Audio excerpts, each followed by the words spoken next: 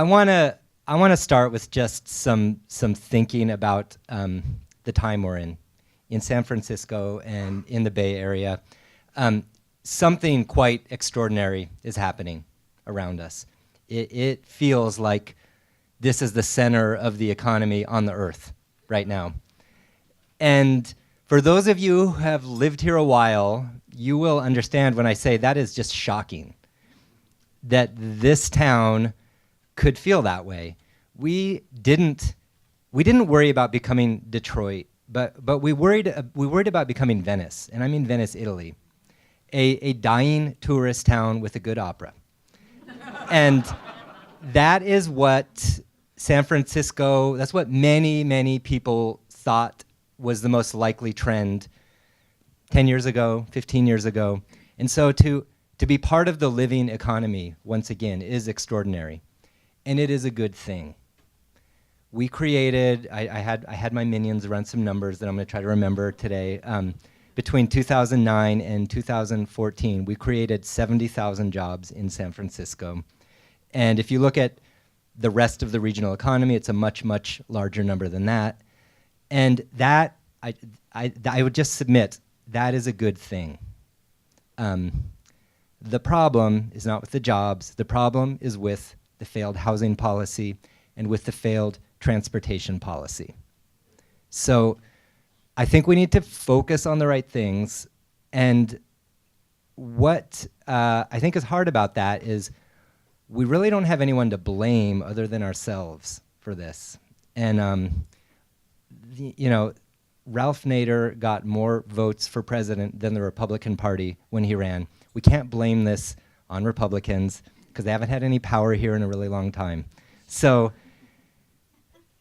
those of you who grew up in liberal circles, you sort of assume whatever's wrong, you can definitely blame it on Republicans.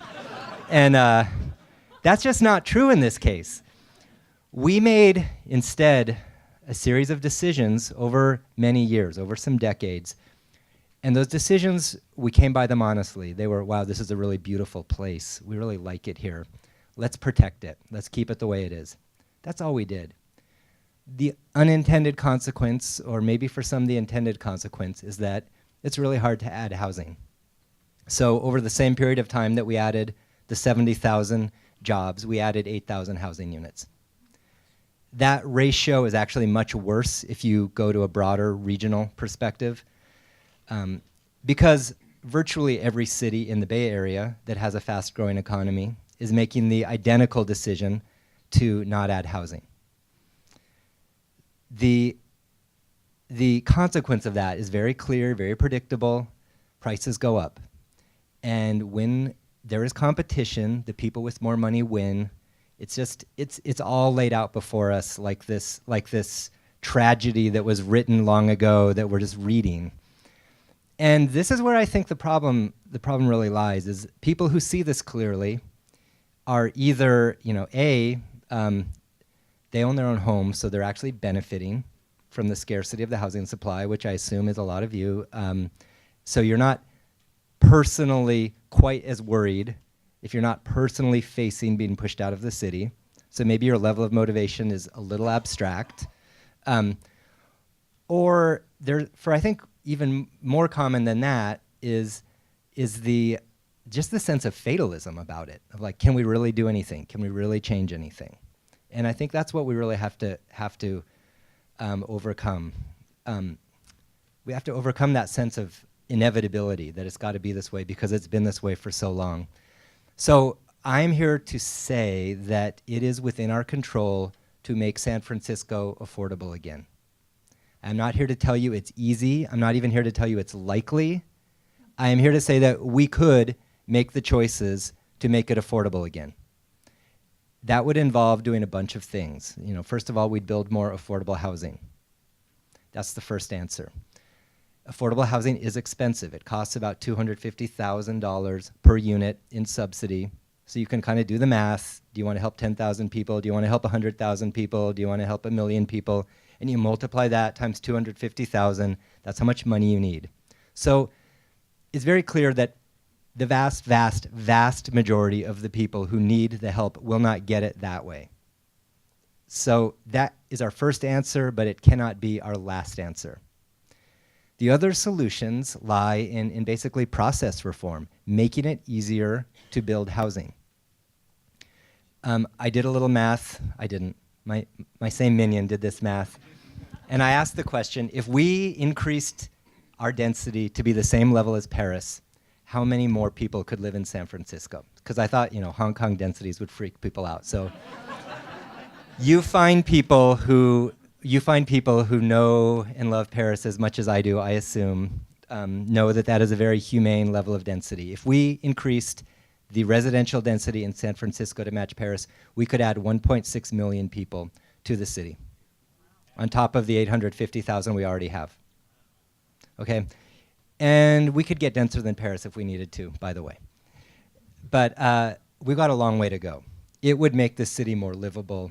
We can talk in Q&A if you want about where exactly would it go and what would that look like, but it's doable. There are all kinds of interesting process reforms. We have the ninja fixer of process in Sarah Dennis Phillips, who I hope is going to share some of those results. I want to say a word on transportation. Do I have like a minute left? Good. This deserves just as much attention because the Bay Bridge is a parking lot. 101 is a parking lot. We are grinding to a halt. And it's just simple. We have basically radically underinvested in regional transit infrastructure since BART opened in 1974. That generation taxed themselves, they got BART built, and since then we have rested on our laurels. When BART opened, everybody said, oh my God, it's a total failure because no one rode it, but it took a while for the ridership to grow.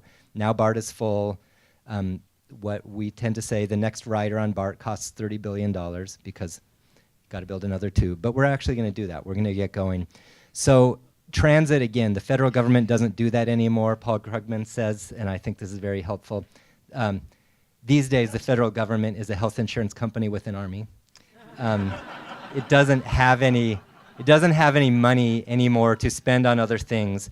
So again, we're going to be fixing this problem on our own. We're not going to be relying on Washington for it. And guess what? We can afford it. It's going to be okay. Finally, I guess I would just want to say on the subject of livelihoods, which is part of the theme here. The economic boom does not help everyone. It does provide an opportunity to help more people. If we are smart about creating ladders for people who don't have the skills to get better skills and better connections, it creates an opportunity. It's much better to try to solve the problems of poverty in a region with a growing economy than in a region with a shrinking economy. All right, there's a lot we can do. Looking forward to the discussion. Thank you.